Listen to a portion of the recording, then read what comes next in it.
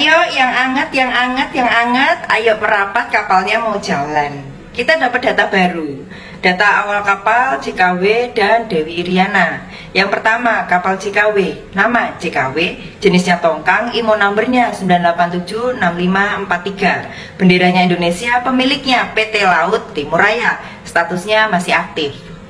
Yang kedua, kapal Dewi Iriana, namanya Dewi Iriana, jenisnya tongkang, IMO numbernya 9876544. Benderanya Indonesia, pemiliknya tetap PT Laut Timur Raya dan statusnya aktif juga.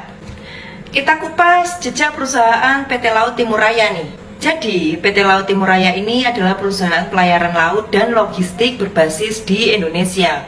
Fokus utamanya pada pengangkutan komoditas tambang seperti nikel, bauksit, dan batu bara. Terlibat aktif dalam jalur distribusi ke kawasan industri seperti Morowali, Konawe, sama Halmahera. Jadi, dugaan koneksinya apa? Nama kapal yang identik dengan presiden dan ibu negara waktu itu menimbulkan spekulasi nih terkait perlindungan politis atau strategi kamuflase. Dan aktivitas pelayaran dilakukan di wilayah Raja Ampat yang sebagian besar merupakan zona konservasi laut. Kita lanjut ke hasil investigasi nih. Hasil investigasi lanjutan soal perusahaan tambang nikel aktif nih di Raja Ampat yang potensial menjadi asal muatan kapal JKW sama Dewi Iriana. Perusahaan tambang nikel di Raja Ampat tahun 2023 sampai 2024. Ada satu PT Mineral Papua Sejahtera, lokasinya di KW Raja Ampat. Izinnya IOP operasi produksi, resmi menambang. Komoditasnya nikel dan statusnya aktif. Afiliasinya apa? Terkoneksi langsung dengan PT Laut Timur Raya, pemilik kapal JKW dan Dewi Iriana. Catatan, kemungkinan besar jadi asal ore yang diangkut. Yang kedua, PT Raja Nikel Abadi, lokasinya di mana? Di Waigeo Barat, Raja Ampat. Izinnya IOP eksplorasi dan belum boleh produksi. Komoditasnya nikel dan statusnya aktif. Afiliasinya masih belum diketahui sih. Catatannya, jika perusahaan ini terbukti menambang dan mengirim ore, maka itu pelanggaran serius nih eksplorasi produksi. Kita bahas dugaan alurnya dulu deh. Yang pertama, ore nikel berasal dari KW dan Waigeo Barat. Yang kedua, kapal JKW dan Dewi Iriana milik PT Laut Timur Raya digunakan untuk mengangkut ore ke Morowali. Yang ketiga, salah satu sumber nikel legal dari PT Mineral Papua Sejahtera. Tapi satu lagi, PT Raja Nikel Abadi punya status mencurigakan. Potensi pelanggarannya apa? Jika kapal ini membawa nikel dari PT Raja Nikel Abadi, itu berarti mengangkut ore tanpa izin produksi, sama dengan pelanggaran UU Minerba. Terus penamaan kapal dengan tokoh negara berpotensi sebagai bentuk strategi penghindaran razia atau audit. Ini udah aku rangkum semuanya, profil lengkap pemegang saham dan direksi dari perusahaan-perusahaan kunci dalam jaringan kapal JKW dan Dewi Iriana. Yang pertama, PT Laut Timur Raya, pemilik kapal JKW dan Dewi Iriana. Direksinya Andika Prasetya sebagai direktur utama dan Yusuf Arbi sebagai direktur operasional. Pemegang sahamnya Andika Prasetya di 45%, terus ada PT Mitra Samudra Abadi di 35%, dan Yayasan Bahari Nusantara di 20%.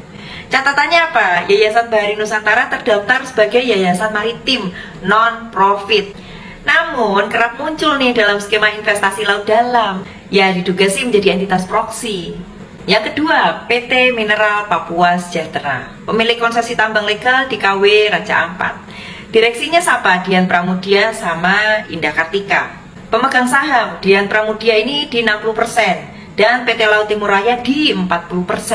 Jadi ini mengkonfirmasi bahwa perusahaan tambang dan perusahaan transportasi itu satu grup kepemilikan dan mengindikasikan struktur vertikal nih dari tambang ke kapal ke pelabuhan. Yang ketiga, PT Raja Nikel Abadi, pemegang IOP eksplorasi di Waigeo Barat, namun disebut sebagai asal ore tambang. Direksinya ada Roni Yuda sama Hendrika Lami.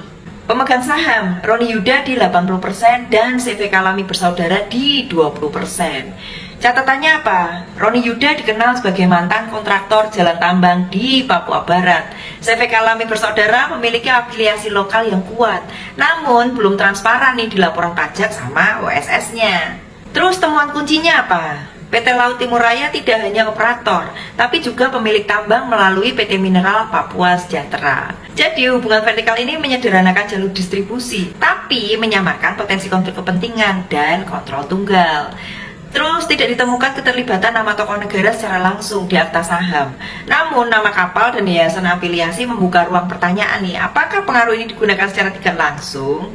Terus siapa sih yang sebenarnya sedang berlayar di atas hukum? Pertanyaan yang bagus, nggak cuma puitis, tapi langsung menghantam tepat ke inti jaringan. Kita bahas deh, yuk kita bongkarlah jawabannya satu persatu. Yang secara fisik berlayar itu kapal JKW dan Dewi Iriana. Kapal tongkang dengan nama simbolik mengangkut nikel dari Raja Ampat ke Morowali. Tapi kapal hanyalah benda mati guys. Kapal ini nggak tahu hukum, cuma tahu rute sama jadwal muatan.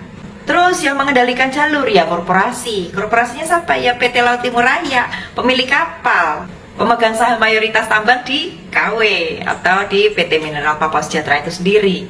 Jadi PT Laut Timur Raya ini bekerja sebagai lengan kanan guys dari jaringan tambang ke transporter terus ke smelter yang menyembunyikan kepemilikan yayasan dan perusahaan cangkang.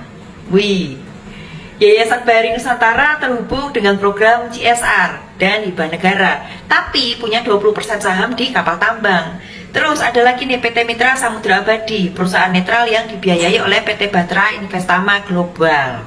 Jadi ini tuh punya rekam jejak akrab dengan proyek-proyek pelabuhan kecil alias titik muat nikel. Terus yang merancang pola ini siapa sih? Ya elit bisnis sama birokrat di balik tirai. Balik lagi, tidak ada nama pejabat aktif dalam akta, tapi penamaan kapal menunjukkan niat simbolik. Relasi antar yayasan dan perusahaan logistik membuka peluang pemanfaatan koneksi non formal untuk imunisasi hukum. Mereka nggak duduk di kokpit kapal, tapi ya mengarahkan dari ruang rapat. Ayo siapa? Terus yang menghindari regulasi, ya skema vertikal sih. Perusahaan tambang punya kapal di pelabuhan.